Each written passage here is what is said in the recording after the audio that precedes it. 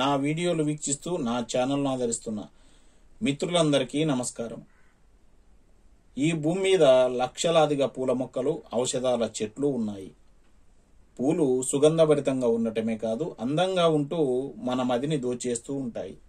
పువ్వులు అలంకరణకే కాదు, ఆరోగ్యాన్ని కాపాడడానికి కూడా ఉపయోగపడతాయి. అలాంటివి కాస్త అరుదుగానే మనకు లభిస్తాయి. అయితే అందులో ఈ శంకుపుష్పి అనేటువంటి మొక్క ముఖ్యమైనది. ఇది శంకుపుష్పి అనేటువంటి పేరుతో పిలుస్తారు. స్త్రీ యొక్క యోని ఆకారంలో ఈ పువ్వు ఉంటుంది.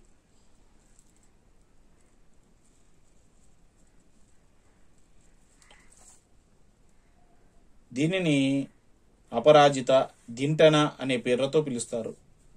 తెలివితేటలను పెంచడంలో ఈ పువ్వుల పొడి అమోఘంగా ఉపయోగపడుతుంది. ఇంకా అనేక ఆరోగ్య ప్రయోజనాలు కలిగించే శంకుపుష్పి మొక్క ముదురు నీలం రంగులో, అదేవిధంగా తెలుపు పూసేటువంటి పువ్వులతో రెండు రకాలుగా లభిస్తుంది. నీలం రంగు పువ్వులు శని భగవానుడికి ఎంతో ప్రీతికరం. ఈ శంకుపుష్పి పువ్వులతో పాటు ఈ నీలంబరాలు అంటే కూడా శని భగవానుడికి ఎంతో ప్రీతికరం. అదేవిధంగా నీలకంఠునికి అంటే శివుడికి కూడా ఈ నీలం రంగు పువ్వులు చాలా ప్రీతికరం. అందుకే ఈ పువ్వులతో వారిని పూజిస్తే సకల కష్టాలు తీరిపోయి సుఖ సౌఖ్యాలు కలుగుతాయి. ఇంటి ప్రాంగణంలో ఈ మొక్కను పెంచుకుంటే సర్వశ్రేయోదాయకంగా ఉంటుంది. ఈ మొక్క కాసే కాయలు ఈ విధంగా ఉంటాయి. పచ్చిగా ఉన్నటువంటి కాయలు ఇవి. ఎండిన తర్వాత ఈ విధంగా ఉంటాయి.